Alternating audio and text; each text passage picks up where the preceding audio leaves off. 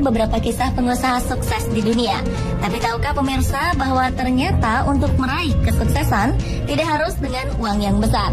Dibutuhkan tekad kuat, kemauan untuk maju, usaha tak kenal lelah, disertai dengan ide-ide sederhana dan inovatif. Plus doa kepada Tuhan, niscaya seseorang bisa meraih kesuksesan. Dan kali ini, On The Spot akan merangkum beberapa kisah mereka dalam orang-orang sederhana yang sukses.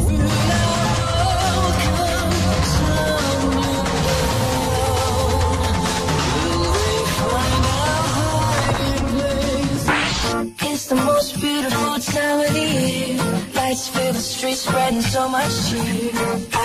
Keterbatasan biaya dan kurangnya fasilitas nyatanya tak mampu meredam impian dan tekad bulat seseorang untuk meraih kesuksesan.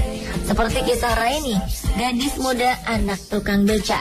Ia berhasil wisuda dengan gelar lulusan terbaik. Segala keterbatasan Raini beserta keluarga tidak menjadi halangan baginya untuk terus mengejar impiannya menjadi seorang guru.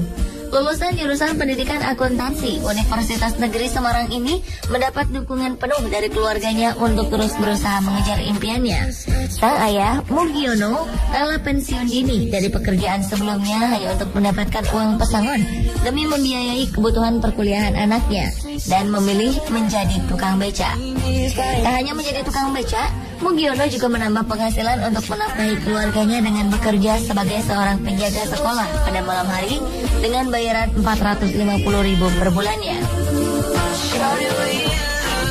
Melihat pengorbanan orang tuanya yang begitu besar untuk masa depannya, Raini tak menyia-nyiakan kesempatan.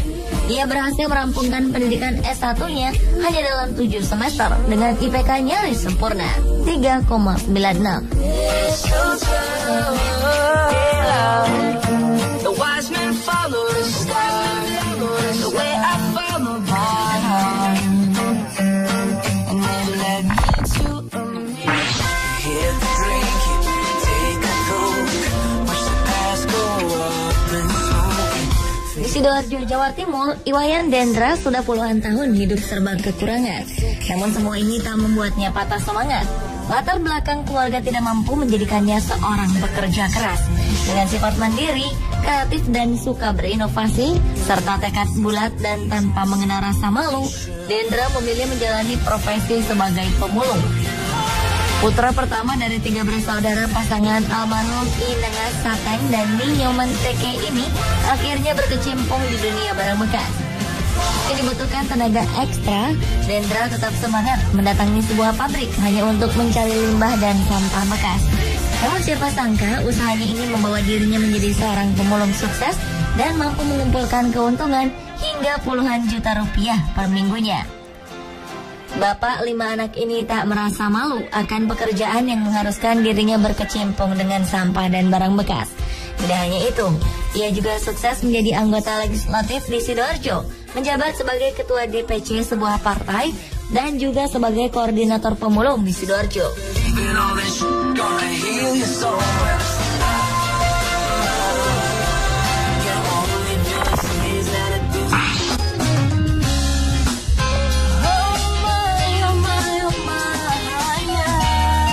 Bagi Anda pecinta Harry Potter tentu tak asing dengan sosok J.K. Rowling.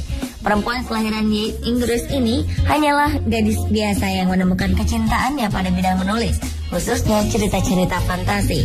Hingga pada Desember 1990, Rowling harus merelakan ibunya dipanggil oleh Yang Kuasa. Sejak saat itu ia pindah ke Porto, Portugal untuk mengajar bahasa Inggris. Hidup yang ia jalani tidaklah istimewa. Rowling hanya menghabiskan waktunya untuk menulis novel di kafe-kafe. Rowling muda bahkan sempat didiagnosis menderita depresi klinis dan sering mencoba untuk bunuh diri lantaran kisah asmaranya yang kandas. Dan dengan perpaduan bakat dan tekad, ia mampu untuk melewati semua tekanan yang ia alami. Kini berkat kesuksesan novel-novelnya, ia hidup sejahtera. Siapa sangka berawal dari kecintaannya dalam menulis, mampu membuat Rowling menjadi kaya raya. Kini hartanya mencapai 1,1 miliar dolar atau sekitar 13 triliun rupiah dan telah mampu menjual lebih dari 400 juta buku. Oh yeah,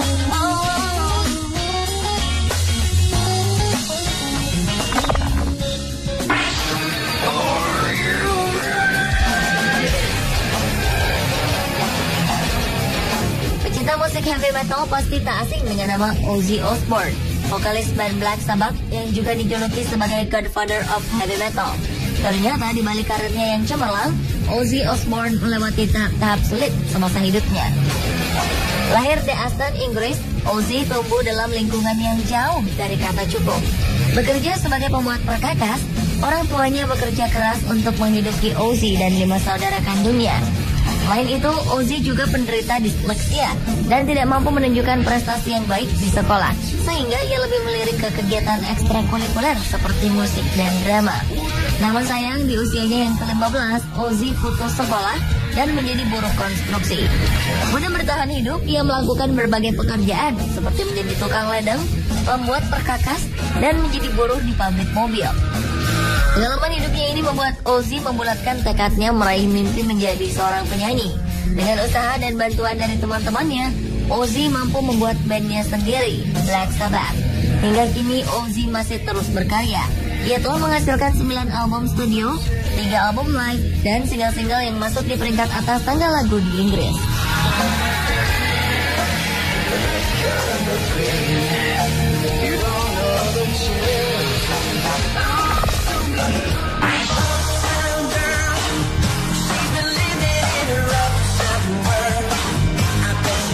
Anda bertemu dengan kata tip X. Cairan putih yang mudah kering ini menjadi alat tulis wajib para pekerja yang berkecimpung dalam bidang menulis. Alat ini mempermudah pekerjaan Anda tanpa harus mengetik atau menulis ulang saat Anda melakukan kesalahan. Gagasan awal munculnya tip X ini berawal dari seorang perempuan bernama Betty Graham yang bekerja sebagai sekretaris. Pada 1951, Betty bertugas mengetik dokumen-dokumen penting dengan menggunakan mesin tik. Tak jarang Betty melakukan kesalahan dalam mengetik yang mengharuskannya mengulang semuanya dari awal. Hingga pada suatu hari, Betty mengusung ide brilian dengan meramu cat putih dan kuas kecil. Betty mengoleskan cat ramuannya ini setiap kali ia melakukan kesalahan. Dan cat putih dengan kuas kecil yang ia beri nama Mistake Out ini sangat disukai teman-temannya. Seremoni ini membuatnya mendapat dorongan dari para kerabat. Hingga akhirnya Betty memutuskan untuk mendirikan usahanya sendiri dengan membangun sebuah pabrik Mistake Out. Pada 1972, usahanya mampu menjual setidaknya 5 juta botol Mistake Out setiap tahunnya. Dan menurut data, ketika Betty meninggal pada 1980, kekayaannya mencapai 475 juta dolar atau sekitar 5,6 triliun rupiah. Wow, siapa sangka kalau ide kecil itu bisa membuatnya kaya.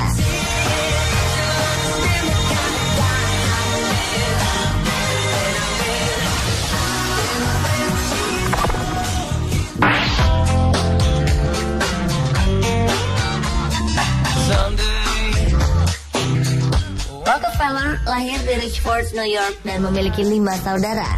Keluarganya hidup sangat sederhana. Ayahnya adalah seorang pedagang keliling. Rockefeller kecil sering berjualan permen, bahkan menjadi pembantu di rumah para tetangganya. Setelah lulus dari bangku sekolah, Rockefeller mendapat pekerjaan di perpustakaan dengan penghasilan hanya $50 per 3 bulan atau hanya sekitar 600.000 rupiah pada saat itu. Di usianya yang masih sangat muda, Rockefeller merupakan pekerja keras. Dia selalu berpikir matang-matang sebelum bertindak. Setelah beberapa kali bekerja serabutan, ia akhirnya memiliki pekerjaan tetap sebagai asisten penjaga toko. Dan dengan tekad kuat untuk maju, ia memilih untuk mendirikan usaha bersama temannya, Maurice B. Clark. Keduanya membangun usaha kilang minyak yang dikerjakan secara manual bersama-sama dengan 2 karyawannya. Dari hasil pendapatannya, Rockefeller mampu membeli perusahaan Clark Brothers dan menamainya Rockefeller and Andrews. Terus-menerus menekuni bisnis yang ia bangun dari dasar, kini Rockefeller mampu mendirikan perusahaan Standard Oil dan menjadi miliarder pertama di dunia.